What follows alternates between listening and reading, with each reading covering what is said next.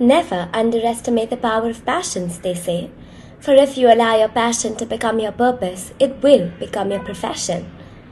We here at 1480 are committed to help you channel your passions through the curation of mind-boggling passion projects. As a part of our expansive series, we will communicate with a diverse set of individuals regarding their successful passion projects, with the hopes that it will inspire you to start one of your own. So, stay tuned for much more, and let's channel our passions together. Today, we are here with Vrinda Das, the writer of the poetry book Blocs. Uh-huh. Okay. Hi, Vrinda. How are you? Would you like to start by telling me a little bit about yourself? Sure. So, hi, I'm Vrinda. I'm 18 years old and I go to the Dhirubhai International School, but not for very long now. So yeah, I've always been super interested in the arts and just storytelling. It's been a very big part of where I come from, my family, who are obsessed with stories and obsessed with, just talking about things. So yeah, I think that's where my passion for storytelling itself comes from, and that's where my passion for the arts comes from. So I've always been involved with music and theater, and ever since I was young. So that's sort of where everything came together from. And yeah, I love history, I love film, I love writing. Give me a good book and I could read it for hours. That's also because I'm a really slow reader, which is a bit embarrassing. I don't know why I just admitted to that. But yeah, that's just like a little bit about me and where I come from and where my passions come from. Thank you so much. And now, my next question is just to talk about your passion project, which obviously is an incredible book. So, just about your passion for history, poetry, and how you came up with this idea. So that's thank you for that question because it's really interesting because I don't myself can actually figure out how I came up with this, but I've always really loved history. Like it's always been something that's been very interesting to me. And I think that just goes back to because history is literally just a collection of stories, right? It's the best material that you could use to write anything. So that's sort of where it started from. And then I ended up taking history in school, and the kind of history that we were learning was just so gripping because it was all about modern history and it was all about the way in which the paradigms of our world right now came about. And I think that's just such an interesting trajectory to be able to learn, be it the like because our social politics informs our own personal stories, our personal trajectories, and something as simple as the way we present ourselves and things like that. So I think that was something that I was extremely cognizant of while I was studying this history. And when especially like when I was doing Cold War history, I was like, oh, so that's why this conflict is going on. So you're telling me. So it was just so cool to be able to fill in those gaps. And I feel like poetry does that in a way as well. It fills in the gaps between what people seem to be and what they're thinking, because I feel like that's what the bridge is. And I found that as like a medium of expression quite early on, and I had this like really embarrassing blog where I used to write really bad poetry for really long, but that's sort of where that skill came from as well. And of course, even in school, when we would like analyze poems and we would talk about them, there was just so much material. I felt like I knew these Hmm. poets for my entire life after just reading like 6 lines about something random that they thought about one day. So I think that's what I found so interesting about both poetry and history and how they sort of aligned in that way.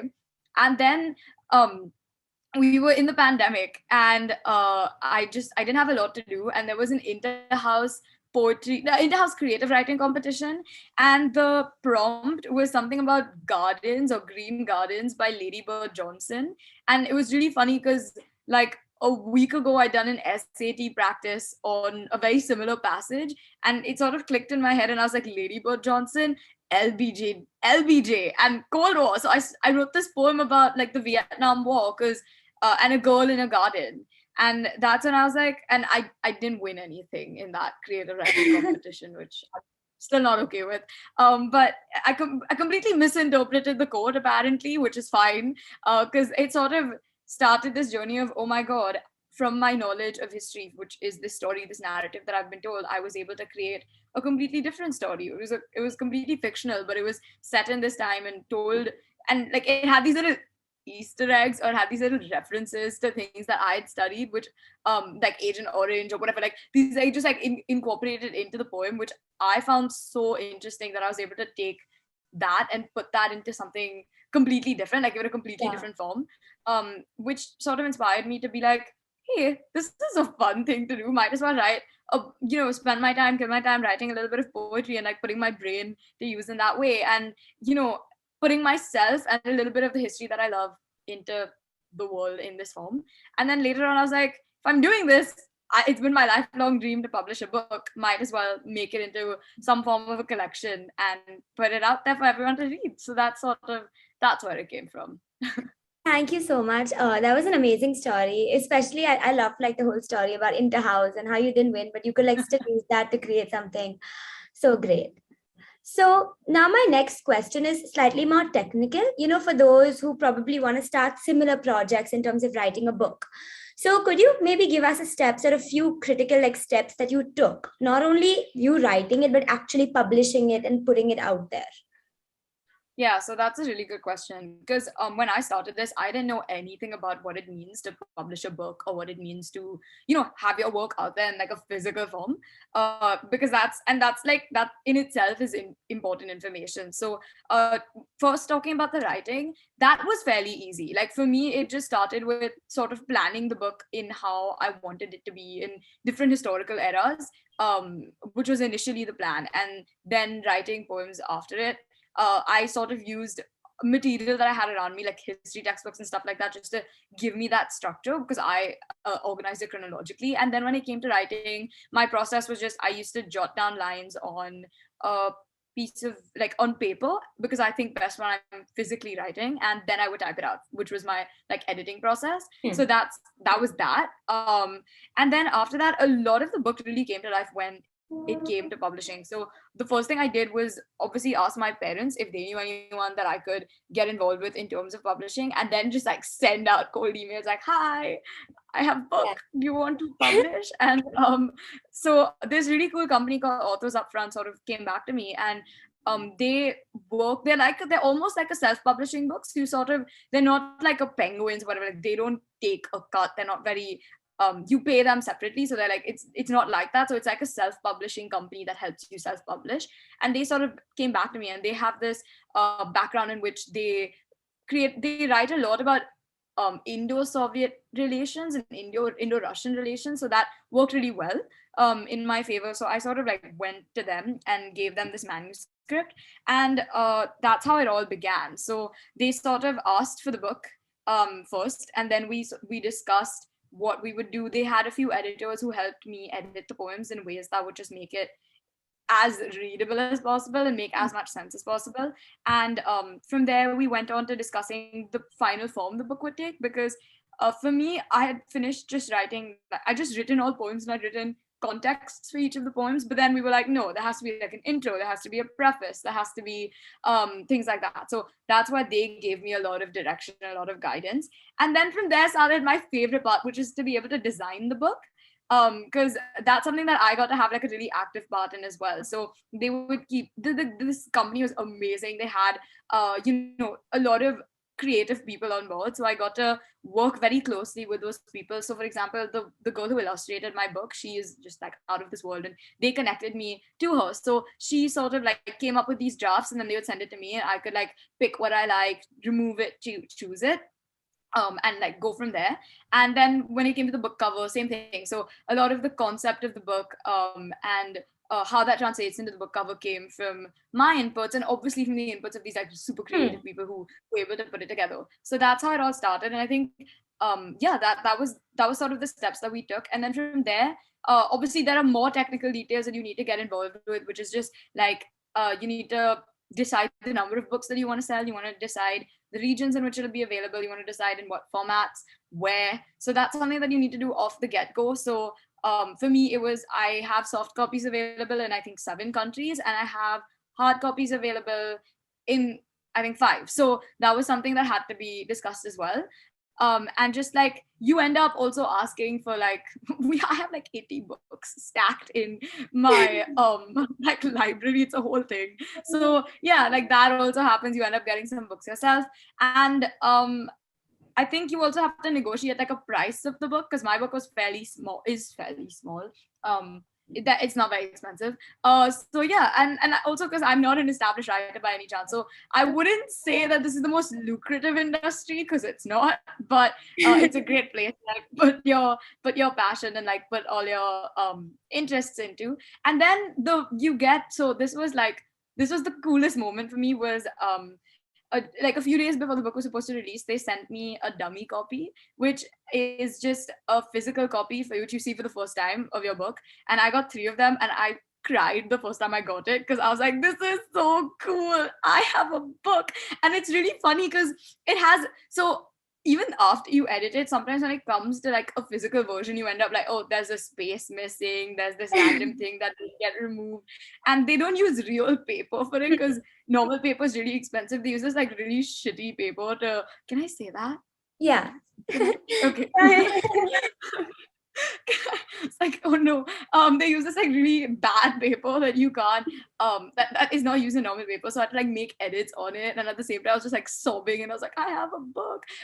So yeah, so that was really cool. And then after that it goes out in the world, and then you can do all your like marketing and send it to people. And yeah, so that was the step-by-step process of how it came to exist. So obviously that sounds really, really exciting. And thank you so much, I think, for telling everybody kind of the publisher you worked with. I'm sure it can help a lot of those out there who want to start similar ventures. Now I had a question. So obviously IB is time consuming. It's painful. And as you mentioned, I think you started your project off in the IB program. So how could you like balance, and how did you like find a way to inculcate it into your daily life? Like, did you say that in a week, 1 hour for sure I'm working on my book and my poems, or how? So yeah, I mean, that's pretty much what I did. Like it was I started it just before we started the IB, which was helpful. Like a lot of it got done then. But when the IB started, it was obviously really hard to keep up, because there's just like so many other things going on. So the book published this year, October 2021, and I started writing it, I think, June 2020. So that was like a lot of time that went into it.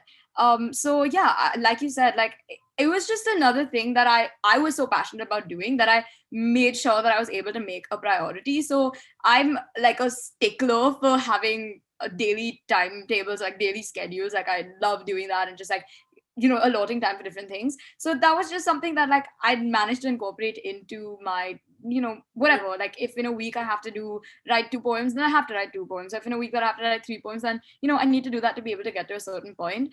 And if it's, again, like if people are using it in any way. So for me, this book obviously meant a lot, but I'm not gonna lie, like it looks great on college apps. So you have this soft deadline that sort of builds for you anyway.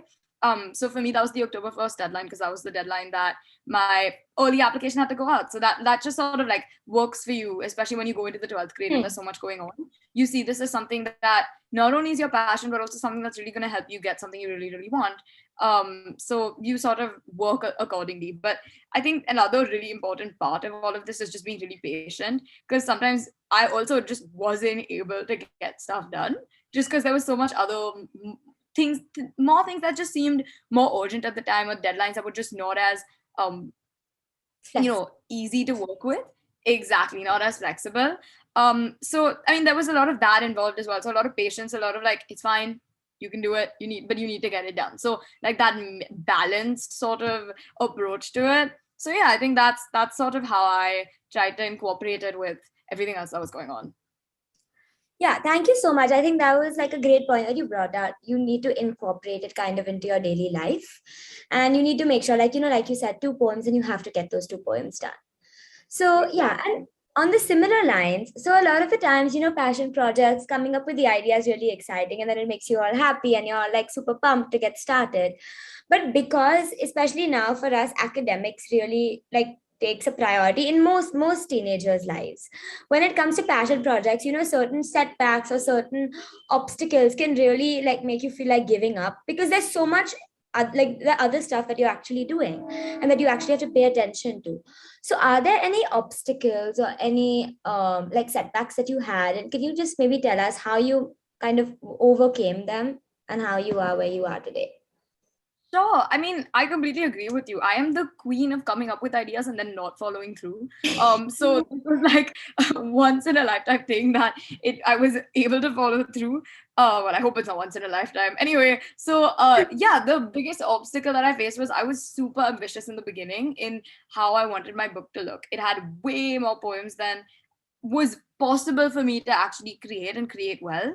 So I think one thing that was really helpful was just being adaptable. Is that if this isn't working, it's not working. Don't kill yourself over it. But make sure what you do have is doing really well, especially in the like circumstances that all of us are going to be in or are in terms of the workload that we have. It's very important to understand that at a certain time we might be thinking about things, but when it comes to realistically doing it, sometimes it's just not possible. And there were so many times where I was like, am I being lazy? This is something I'm so passionate about. What is it worth? But I don't think it's that. Like in a lot of cases, it's just being practical.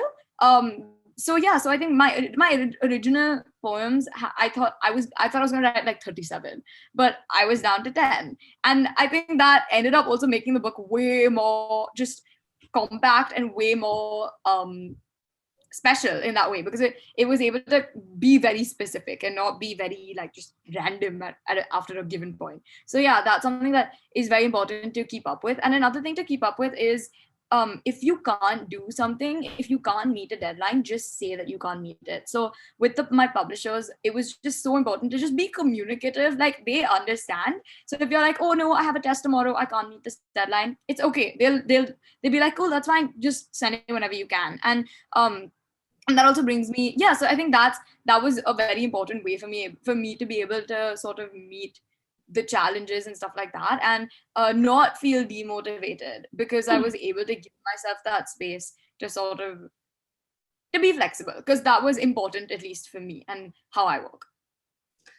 No, that's great. Especially, I think how you said, like, how you make your setbacks kind of work, like the fact that you had fewer poems, it's not what you expected, but it actually worked in your favor. So I think, like, to have that faith, I think is really important for everyone out there trying to start those projects. So now that brings me to my next question. Is like, obviously school, IB, stress, life. How do you think that actually starting this passion project, how did it help you in terms of like your mental health? Like, how did it help you kind of enjoy your high school experience or your like IB experience more? Oh my god, so much, especially in like the the last bit, which was the publishing bit and the designing bit. Like this was the worst time. This was when I was writing like essays galore, when I was doing tests that I didn't need to do, writing IAs, EEs, all of those kinds of things. And even like spending half an hour a day just like reviewing this book and working on it and thinking about the design of it, thinking about something different, just gave me so much life and made me just so happy. And when you're doing all of this stuff, you can feel very bogged down, but I used to really look forward to getting that kind of work done. So that was a really nice thing. There was something to look forward in the day. And for kids who apply to college on in this year and even next year, it gets monotonous, it gets really hard, and it gets stressful. So it's just so nice to have something to be able to look forward to, and also at the same time feel this level of satisfaction of like, I'm doing something for myself and I'm doing something. It's like this, it's this innate sense of like you have control over your life at this point, because otherwise there are people just hurling things at you and you have to like get it done according to their, which yes, it's important for you, but it sometimes feels a little out of control. This just felt very centering in a way, and I was lucky in that a lot of my content was also no problem, was also related to my academics. So the fact that I was able to write about history and just English and stuff like that, which are subjects that I take at a high level, was very helpful as well, because it didn't ever feel, and I think that's true for any passion project, even if it's not necessarily academic, it never really feels like you're doing something useless or you're doing something without purpose.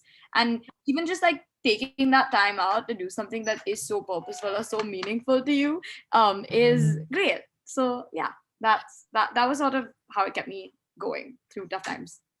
Yeah, so I think that, like what you just brought out, is super important, because I think often people view, taking on projects like these as kind of like a burden.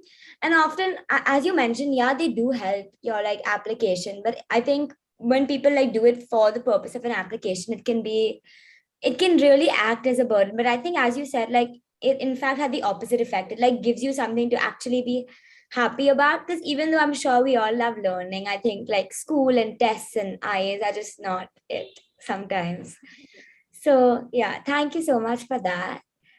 And now one of my last questions is, obviously you successfully created a passion project. It's out there, as you mentioned, 5 countries, 7 countries, I think, digitally. So like that's a big accomplishment. I just like, what advice do you have like to give, teenagers who want to start it, but aren't like being able to gain that momentum, aren't being able to do it? Like, what advice could you give them, us? I think the first is be super patient, because like this took a while, and I thought about making it a book a long time ago, and it took like a good year and a little bit to be able to make that a reality. So that's the first. In the first step is just be patient, because no passion project, nothing is gonna come to life if you think you can do it in 2 months, because you can't. And especially a book, you cannot write it in 2 months. So, well, at least you can't write it well in 2 months. So that's gonna always be a thing. The second thing is, especially when it comes to dealing with other people, remember, like, because we're teenagers and because we're kids, it's just so important to be super respectful and also very prompt.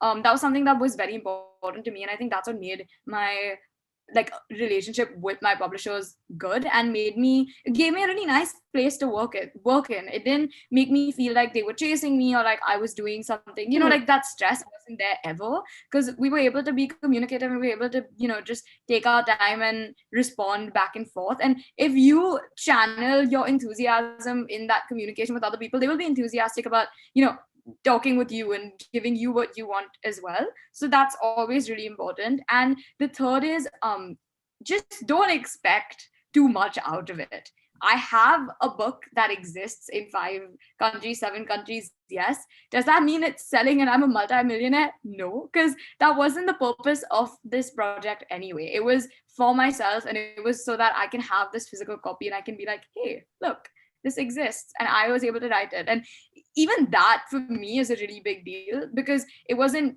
larger than that, it wasn't bigger than that. And after that, whatever happens. So it's that sort of like the best mindset, I feel, because I don't feel bad at all like about anything related to the book. It was just such a happy process, and it was such a fun process for me. It wasn't ever very stressful. So I think these 3 things really kept me going. And yeah, I think that's sort of important to just be mindful of, because it's very easy to lose sight of why you're doing something and what the results are going to be. But as cheesy as it sounds, it's the climb, it's not the destination. So yeah, just have fun in the process. Thank you so much, Vrinda. That was amazing advice, honestly, especially I think what you said towards the end, like keep in mind like why you're doing something. So I think it's really essential, like through something so tedious, that you keep reminding of yourself, like, why did I start this? What is this for? So yeah, thank you so much for your time. And I really appreciate you coming out here and talking to everybody about this. Of course, thank you so much for calling me. I had so much fun. Thank you.